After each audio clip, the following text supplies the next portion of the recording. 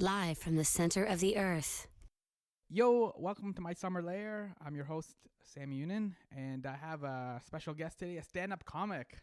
Is that your official title? We'll get into your name and everything, but is that your official... Yeah, That's what you put on the airport, like, occupation line? that's my main occupation, yeah, I would say. Yeah. All right. Yeah. So introduce yourself and which province you're from. My name is Harris Anderson. I'm from British Columbia. And you are signed to the 604 Records label. Correct. Your new album, Above and Beyond, came out on the same label as Carly Rae Jepsen and Theory of a Deadman. Yes, yeah, under the comedy hero, the comedy division of 604 Records. Yeah, that must be a fun Christmas party. Do they all get together? I did go to the Christmas party. Yeah, Carly Rae was not there. Oh, that sucks. But it was still a fun time. Okay. Yeah, it was good. I think she was probably off in LA doing something obscenely glamorous, I would imagine. Oh yeah, I think she hangs with Tom Hanks. Does she really? Oh, Yeah. He was in her video, I know. Yeah, so Who wouldn't want to hang out with Tom Hanks? yeah, I guess that would be fun. I think he's a fun guy. Mm-hmm. Yeah, he would pretty. I mean, yeah, and that would be a pretty cool party too. Carly Rae and Tom Hanks and like. That's a party we can all dream about going to, I think. Yeah.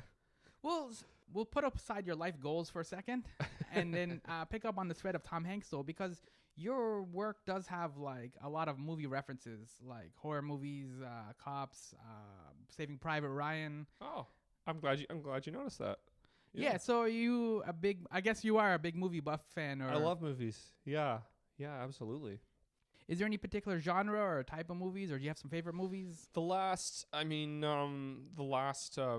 few years, I've really gotten into horror, which I hated horror films. But then a couple of years ago, I started watching them with a couple of friends, and I just love them now. And I watch almost all of them that I can. And my favorite movie from last year was Mandy, with Nicolas Cage. Yeah, there was a lot of blood in that. Yeah, I love that movie. Mhm. I just thought it didn't look like any other film I'd ever seen, and That's what you get with Nicolas Cage, though. yeah, He's exactly. kind of like the opposite of Carly Rae Jepsen. Yeah, no, I love Nicolas Cage, and I do love movies, and I think they're a good like cultural touchstone, and it's a good way to kind of they make for good similes and metaphors, because people, especially a popular film, people know what Saving Private Ryan is, or even if they haven't seen it the way through, they have an idea in their head of what that means when you reference that movie, Yeah.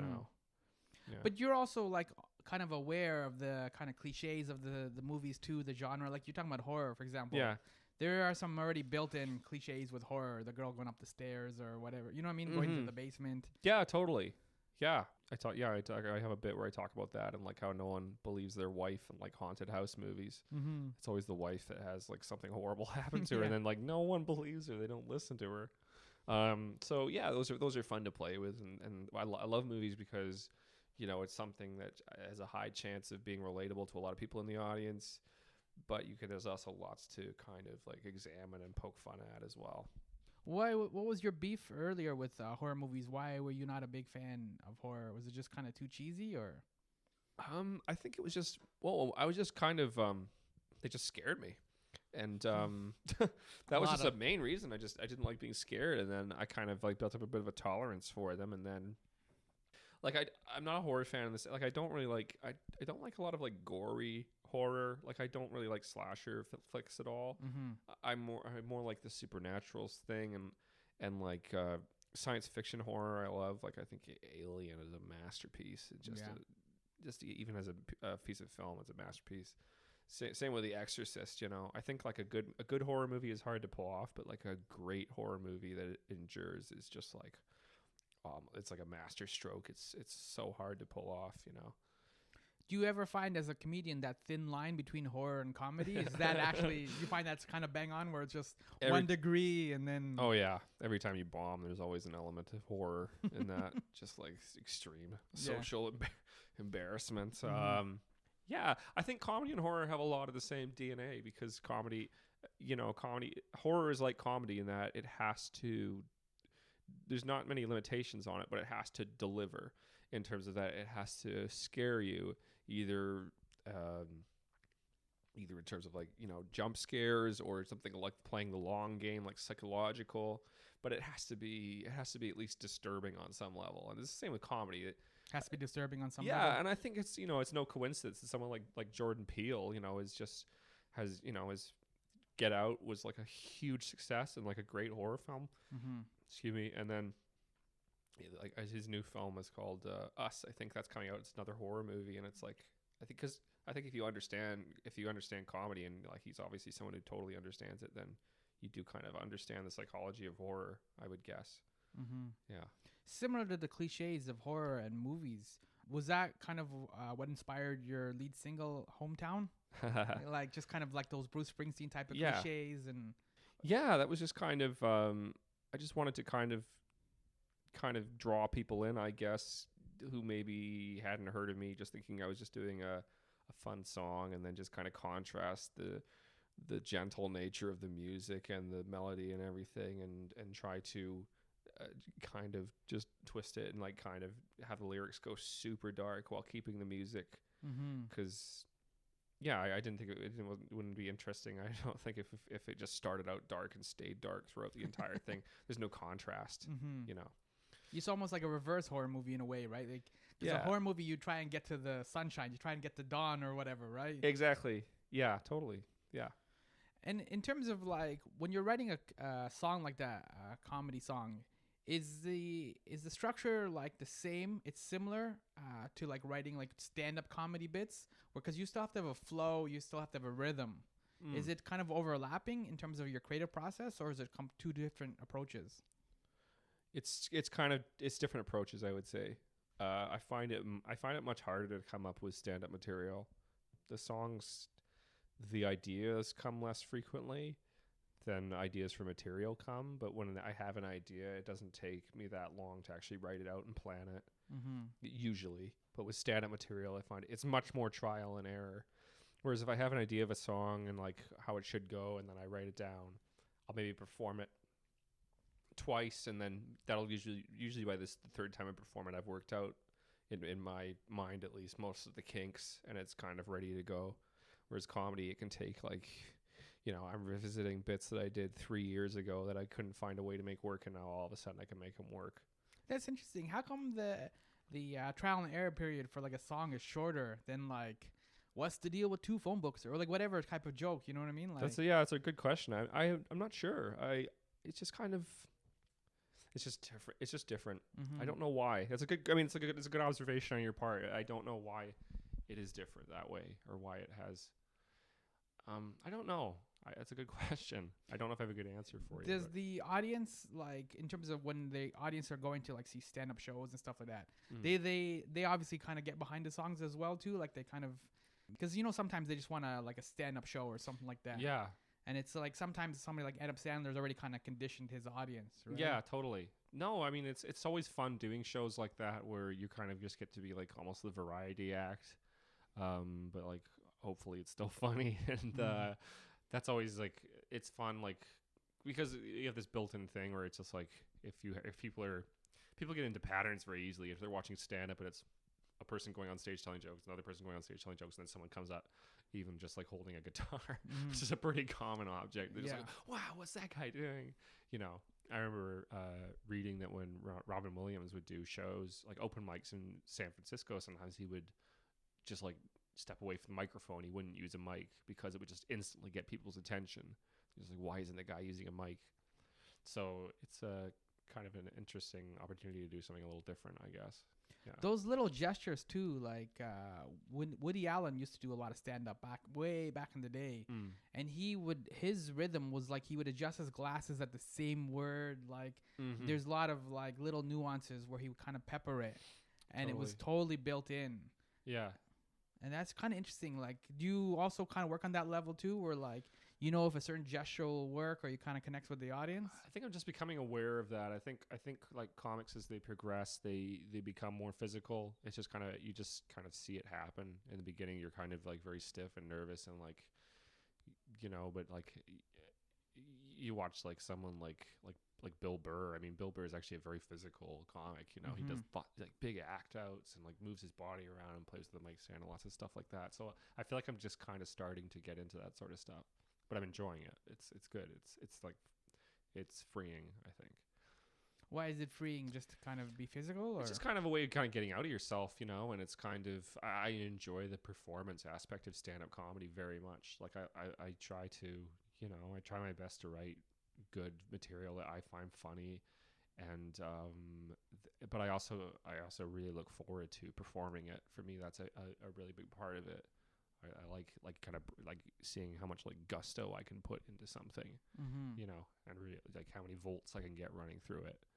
You know. Does it change? You find as you kind of do comedy in different provinces? Because that's why I asked you right up front what your province, where you're from. Because it's like, do you find it changes a little bit? Truth be told, I'm doing a spot tonight on a show, and that's gonna be the first time I've ever done comedy outside of British Columbia. I've worked exclusively in British Columbia up to this point, so I'm very excited to do the show and see kind of what happens. I mean,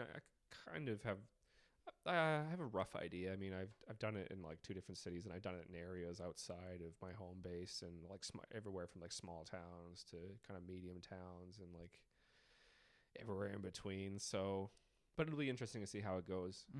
I'll get back to you on that. Yeah, how please it translates. do. Yeah. And then in terms of like, do you consider yourself like doing impressions, or you consider yourself doing voices? What is doing voices? I don't really do impressions much anymore. I do maybe 1 or 2. I used to do a lot when I started, but are they kind of the same thing, or do you have a kind of? I mean, I could never do like new people. I wasn't really.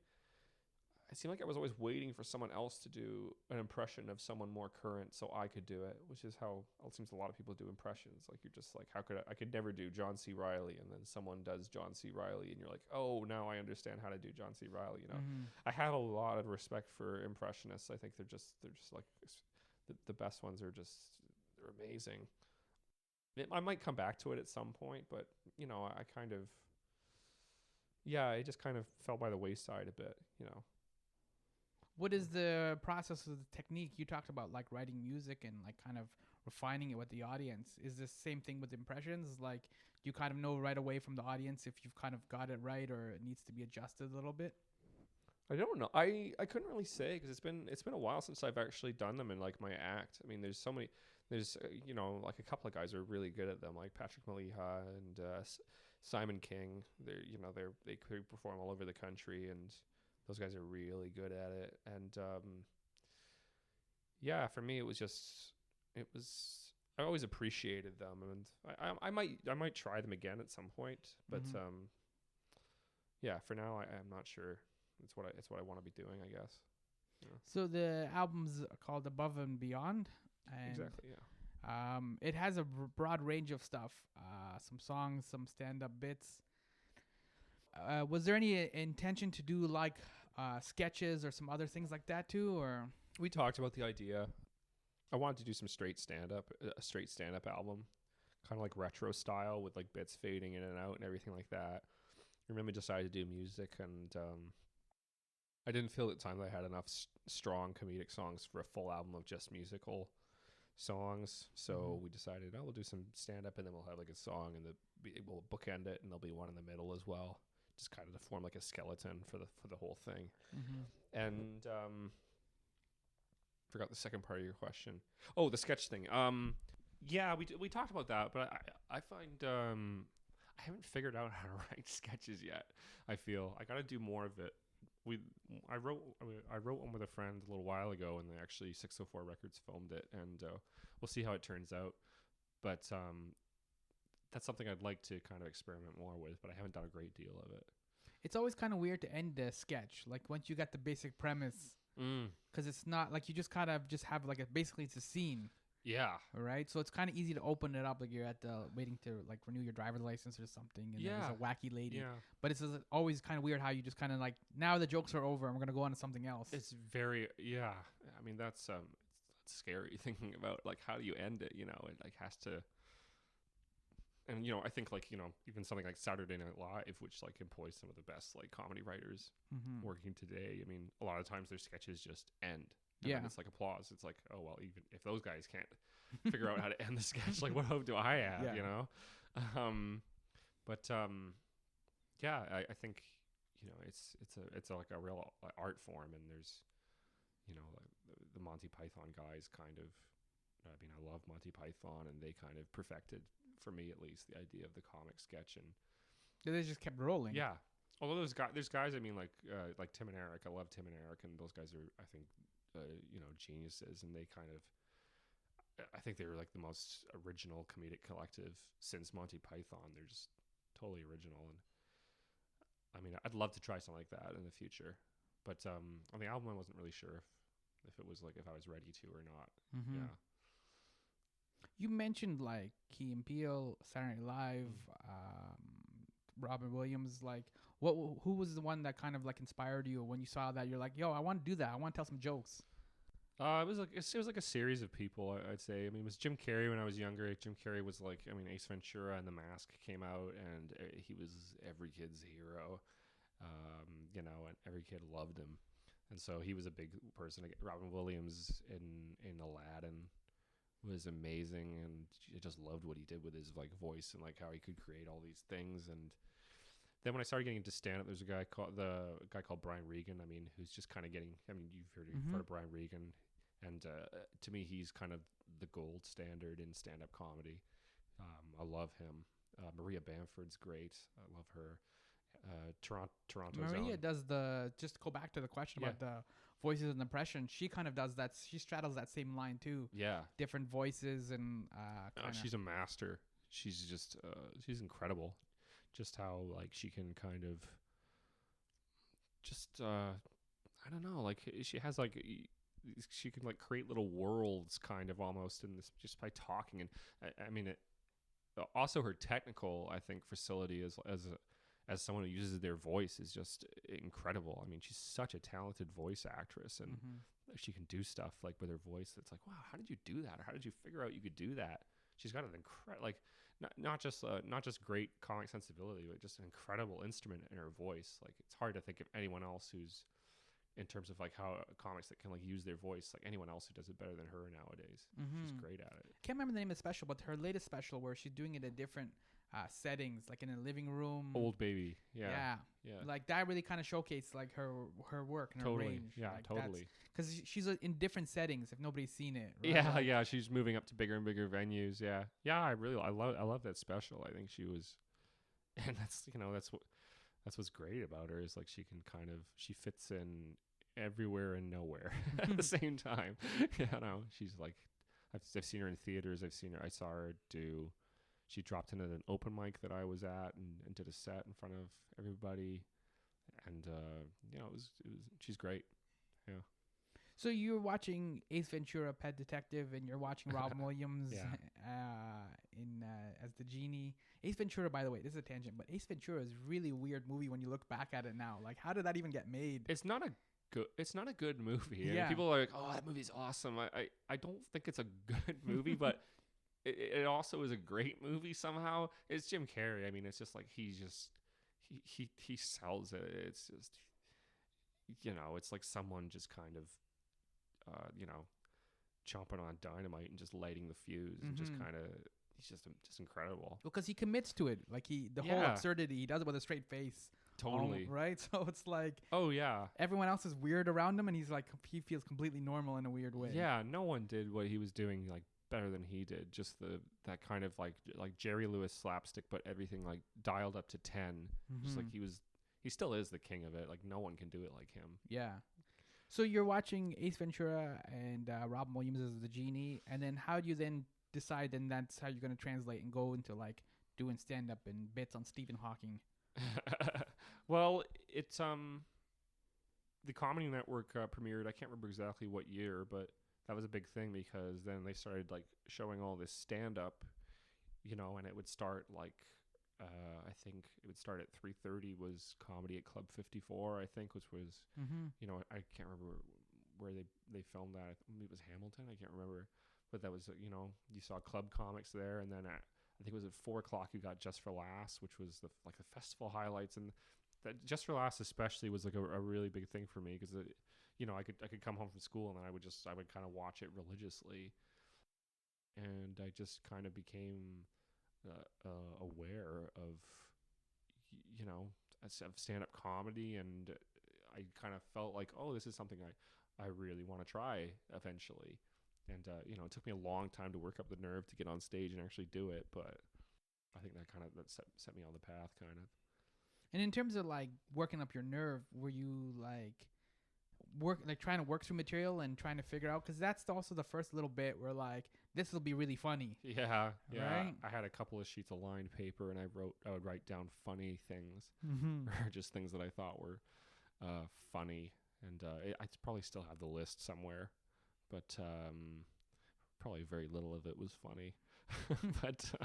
But yeah, I even though I wasn't performing, I guess I must have had some kind of sense that I was going to do something like that, or I wanted to try something like that, because I was keeping a record of things. I mean, if you weren't intending on using it, you just think of something funny and then just forget about it. Like, yeah, just be the cool guy at a party or whatever. Yeah, exactly. But I was like, oh, maybe I can use this, So I think that's probably when I first became aware that I actually wanted to do something with it down the line. And then why did you choose to stick with it though? Because like you said, that every comic has that beginning where it's like it's just terrible and like, you know what I mean? And it's like, why do you persist and why do you keep going and get back on stage knowing that the audience may be either indifferent or just not like laughing at all?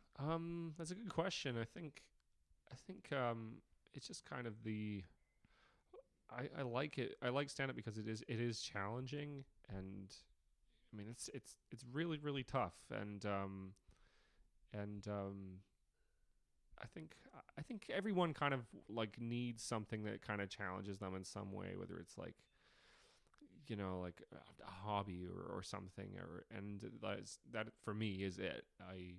When I found it, I remember thinking, oh, this is good. This is something that's like worth working at, but it's also hard, and something that you don't feel like is worthwhile, but is also hard, is not enjoyable, and something that is easy to do, but is not worthwhile, is not fun either. So when I found it, I was kind of like, oh, this is good. This is worth something, but it's like a little bit of challenge. So it doesn't ever become easy, or it's not going to become easy for a long, long time. So I remember that attracted me to it. And in terms of like working on material for like Above and Beyond, is the plan then to kind of keep putting out comedy albums like this and maybe even do a little like keep it like old school like this, or do you eventually want to do like a proper like Netflix special or something like that? Oh wow, that is I mean, I think every comic kind of dreams about putting out a special. I don't really know. I mean, I'm kind of just waiting to see like how people are, because I actually don't really know like how many people have downloaded the album yet or anything like that, or I've got feedback from friends and everything like that. So we'll see. I mean, I hope to keep doing this and to keep trying different things, and I'd like to do another one down the road if it works out, then great. Yeah. Where can people find you online? The usual places like Instagram, the Harris Anderson, at Twitter at Hello Harris, HULLO Harris, and then yeah, I don't have a website or anything. I should probably get one. Yeah, they're popular. They're popular. People go on the web, right? Yeah. Do you find pressure to when you go on social media to be funny, or is it like, can you just get away with just like talking like a regular person? Does that make sense? Yeah, I don't have like any kind of a following really, and like some people, some of my peers seem to have found a way to, like compose tweets or whatever that, like they go viral and like lots of people retweet and everything else. I haven't really figured that out. I don't really know. That kind of all escapes me. Is it funnier to be funnier on Instagram rather than Twitter, or is it Medium, or is it? My Instagram, I just kind of post a mix of things, like some goofy things. Sometimes it's just a picture of a tree. I don't really. Some people are really good at. Some people are really good at like engineering a kind of an idea for themselves on social media, or like how they want to present themselves. I feel like that kind of escapes me. I feel like I kind of actually need to work on that, because that's just the way that our culture is. It's just the way it is. But some people like pictures of trees. Yeah. I mean, like, because you can get all kinds of stuff on Instagram, right? So why wouldn't you want pictures of trees? I guess so, yeah. I mean, you could be providing a service. Yeah, exactly. A tree service. Yeah, everyone needs to look at a tree at least once, Yeah, nature. Yeah, nature's good for you. And you mentioned you have a show coming up tonight. What's the next little while going to be like for you? Or you have some more shows coming up, or? Yeah, I head back to Vancouver, and then I'm middling at the club in Vancouver, the Yuck Yucks in Vancouver, this Thursday through Saturday, which I'm looking forward to. That's always a fun time. And then next month, a couple of my label mates from 604 and I are doing a little mini tour. We're doing Victoria the February 22nd, Edmonton on the, I can't remember the dates, Edmonton, Calgary, and then Penticton as well.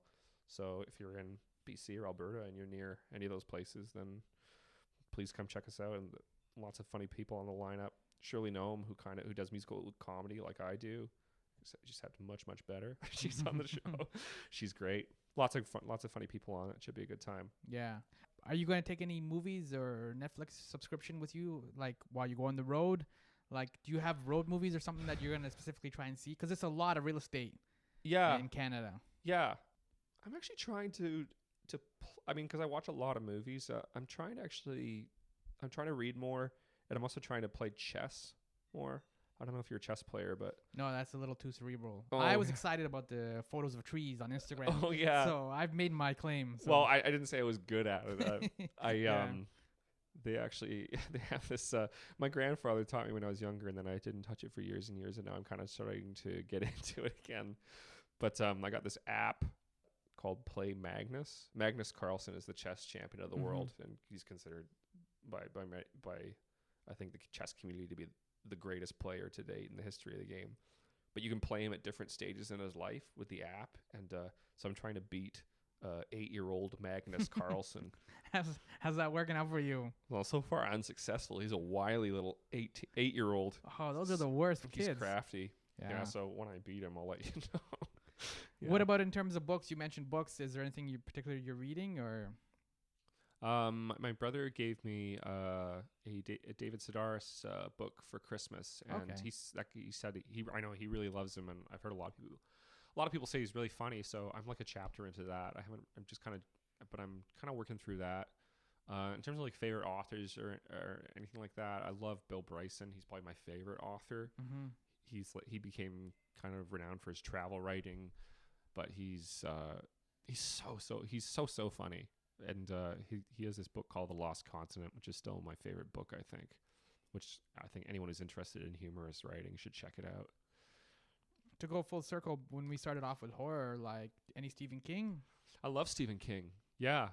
I went on a big Stephen King kick the last couple of years. I read the last 6 months or so. I read 11/22/63. Oh, that's fun. The JFK book. Yeah, the JFK book. Yeah. I read Under the Dome. I think that's the name of it. Yeah. I read what else did I read?